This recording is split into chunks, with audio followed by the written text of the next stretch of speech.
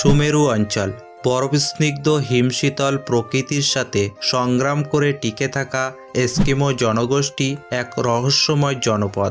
জমাটবদ্ধ জলরাশি, কনকনে ঠান্ডা পরিবেশ ও প্রতিকূল আবহাওয়ার এমন এক রোমাঞ্চকর স্থান পৃথিবীর রহস্যময়তাকে যেন আরও বাড়িয়ে তোলে।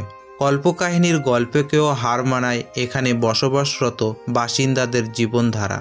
জনপদের বাঁকে বাঁকে লুকিয়ে থাকা রহস্য, প্রকৃতির সাথে সংগ্রাম, টিকে থাকার লড়াই ও বেঁচে থাকার এক অমোঘ যুদ্ধে লিপ্ত এস্কিমোরা। এভাবেই শত শত বছর ধরে তারা রচনা করছে নিজেদের বিচিত্র জীবনগাথা, গড়ে তুলেছে বৈচিত্র্যময় জনপদ ও অদম্য সাহসী বংশ পরম্পরা।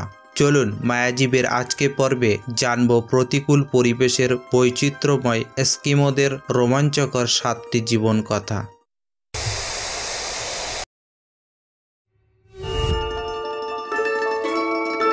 নর্থ আলাস্কা, কানাডা ও সাইবেরিয়ার প্রতিকূল পরিবেশে উন্নত যাতায়াত ব্যবস্থা কল্পনা করাও কঠিন।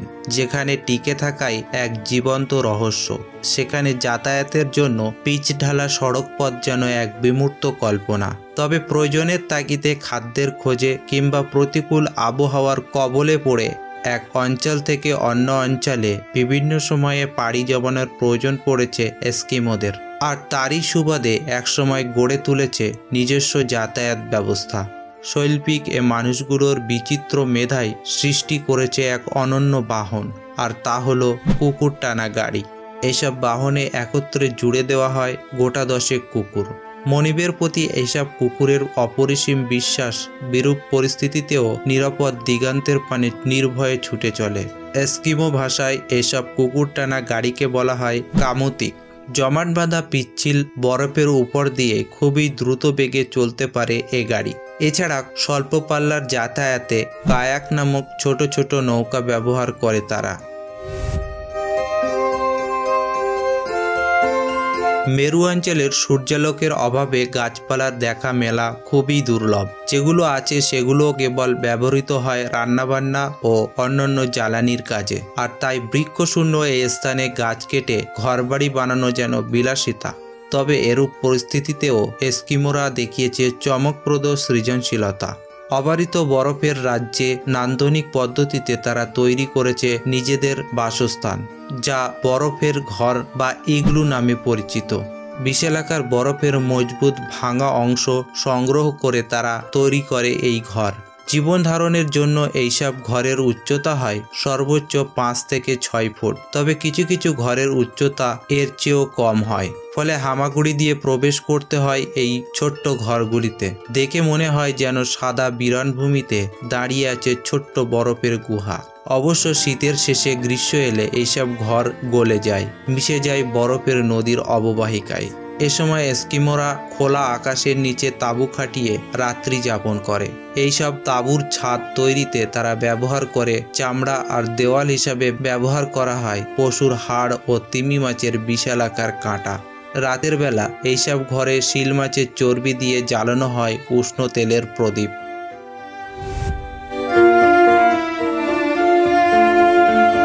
উত্তর মেরু যেন এক বরফের শুভ্র নির্মল চাদর। এই চাদরের নিচে বইছে শান্ত স্নিগ্ধ সমুদ্র, যেন সাগরের বুকে ভাসমান জনপদ। বরফাবৃত সমুদ্রের তলদেশে রয়েছে বিচিত্র সব প্রাণীর বসবাস, রয়েছে সুস্বাদু সব মাছ ও নাম না জানা কত শত রূপসী সব উদ্ভিদের সমাহার। সাগরের তলে তাদের ভাসমান দৃশ্যপট এক চোখ ধাঁধানো অপরূপ সৌন্দর্যের আধার। বরফের এমন সুবিশাল আবরণের শেষ নেই। তবে মাঝে মাঝেই এক চিলতে খালি জায়গায় দেখা মেলে মাথা উঁচু করে দাঁড়িয়ে থাকা সারি সারি আইসবার্গ। গ্রীষ্মকালে হিমশীতল জলের অল্প স্রোতে তারা ভেসে বেড়ায় বিভিন্ন স্থানে। এলোপাথাড়ি ঘুরে বেড়ায় আর্কটিক মহাসাগর জুড়ে। বরফগুলোর ধূসর সাদা গাত্রবর্ণ চোখে পড়ার মতো। এছাড়াও বরফের নিচে থাকা সমুদ্রের জলও বেশ বিশুদ্ধ। তবে অতিরিক্ত লবণাক্ততা জলের স্বাভাবিক ব্যবহার সমস্যা সৃষ্টি করেছে, আর তাই খাবার জল উনুনে ফুটিয়ে রাখতে হয় আগেভাগেই।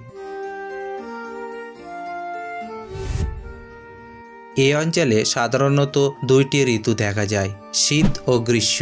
তবে এই 2 ঋতুর পরিচিতি থাকলেও গ্রীষ্মকালে স্থায়িত্ব হয় খুব অল্প সময়ের জন্য।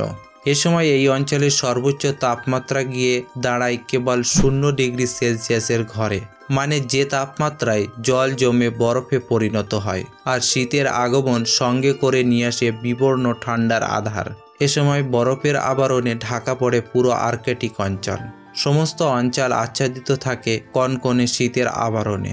যেহেতু বরফে ঘেরা সমুদ্র, তাই জলীয় বাষ্পও নেই, আকাশে মেঘও জমে না, তাই বৃষ্টিও হয় না। ফলে আকাশ থাকে ঝকঝকে পরিষ্কার, যেন সাদা মরুর উপরে এক টুকরো স্বচ্ছ নীল আয়না।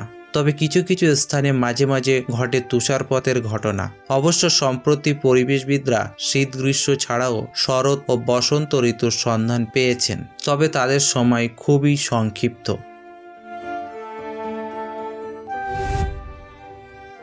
সংগ্রামী মানুষদের জীবন্ত উদাহরণ হলো এই এস্কিমোরা।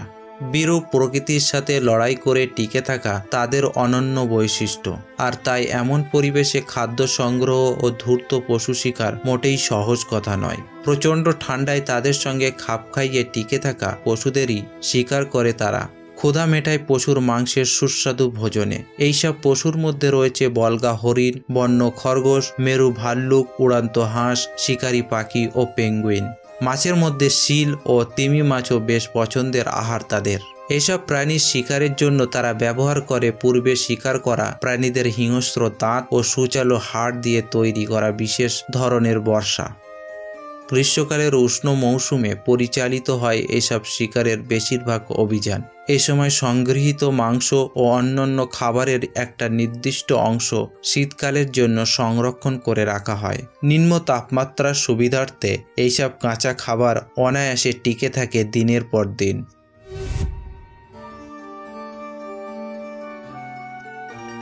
শিকার করা পশুর চামড়া দিয়েই এস্কিমোরা এক প্রকার উষ্ণ পোশাক তৈরি করে। এইসব পোশাক তৈরিতে তারা ব্যবহার করে মেরু ভাল্লুক, বলগা হরিণ ও শিয়াল সহ অন্যান্য প্রাণীর মোটা চামড়া। তৈরি করা এইসব পোশাকের নাম হলো পার্কা, প্যান্টস, মিটেন্স, আরও অনেক কিছু। জুবুথুবু ঠান্ডায় একমাত্র এই পোশাকই সুরক্ষা প্রদান করে তাদের। শিকারকৃত পশুর চামড়াকে শরীর থেকে আলাদা করার পর কিছুদিনের জন্য বরফের পাতলা আবরণের নিচে রেখে দেওয়া হয়। তারপর শুরু হয় পোশাক তৈরির অন্যান্য প্রক্রিয়া। প্রথমেই চামড়ায় লেগে থাকা মাংসসমূহ ভালোভাবে পরিষ্কার করে নেওয়া হয়। তারপর ঠান্ডা জলে ধুয়ে নিয়ে নির্দিষ্ট তাপমাত্রায় শুকাতে দেওয়া হয়। এভাবেই ব্যবহার উপযোগী করে তোলা হয় এইসব চামড়া। চামড়া দিয়ে তৈরি হওয়া এইসব পোশাকও টেকসই হয় বছরের পর বছর। তাই একজন এস্কিমোর খুব বেশি কাপড়ের প্রয়োজন পড়ে না।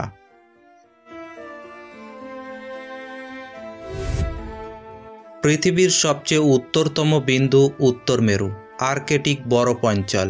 বরফের স্রোত কখনোই স্থির রাখে না উত্তর মেরুকে। বরফের উপর উত্তর মেরুর বিন্দুটি নির্দেশ করলেও এর নিচে কোনো মাটি নেই, রয়েছে সমুদ্র। এছাড়া কৌণিক অবস্থানের কারণে অন্তত দুটি উত্তর মেরু হিসাবে ধরা হয়। একটিকে বলা হয় নর্থ পোল, অন্যটিকে বলা হয় ডিপ নর্থ পোল। আর্কটিক মহাসাগরের বুকের মাঝখানে এই উত্তর মেরু ভয়ঙ্কর ঠান্ডায় জমে থাকে সারা বছর। পৃথিবীর 90 ডিগ্রি অক্ষাংশ উত্তর মেরু, তাই একেবারেই ভিন্ন পরিবেশ এখানে। পৃথিবীর অন্য দেশগুলোয় বছর জুড়ে দিন রাতের যে হিসাব তার কিছুই নেই এখানে। অবিশ্বাস্য হলেও এটাই সত্য যে উত্তর মেরুতে কোনো ঘড়ির সময় ধরা হয় না।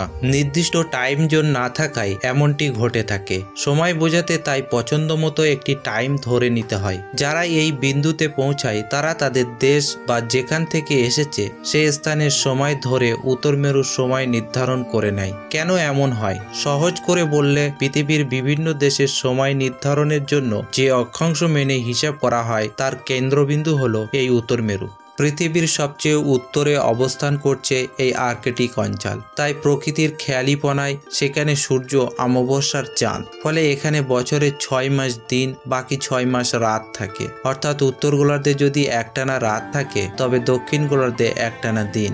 একটানা এই রাতকে বলা হয় পোলার নাইট বা মেরু রাত্রি, যার জন্য বছরের কেবল একবারই পুরোপুরি সূর্যোদয় ও সূর্যাস্ত দেখা যায় এই আর্কটিক অঞ্চলে। গ্রীষ্মকালের স্থায়িত্ব হয় টানা 187 দিন। এই সময় সূর্যের কিরণ সবসময় আকাশে দেখা যায় বলে এই সময়কে একটানা দিন বলা হয়। গ্রীষ্মের পর আসে শীতকাল, যার স্থায়িত্ব হয় 176 দিন। আর এই সময় আকাশে সূর্যের দেখা মেলে না, তাই এই সময়কে বলা হয় একটানা রাত। কেমন লাগলো মায়াজীবের আজকের ভিডিওটি জানান আমাদের কমেন্ট বক্সে। আর আপনি যদি মায়াজীব চ্যানেলে নতুন হয়ে থাকেন তাহলে সাবস্ক্রাইব করে সাথে থাকুন। ধন্যবাদ।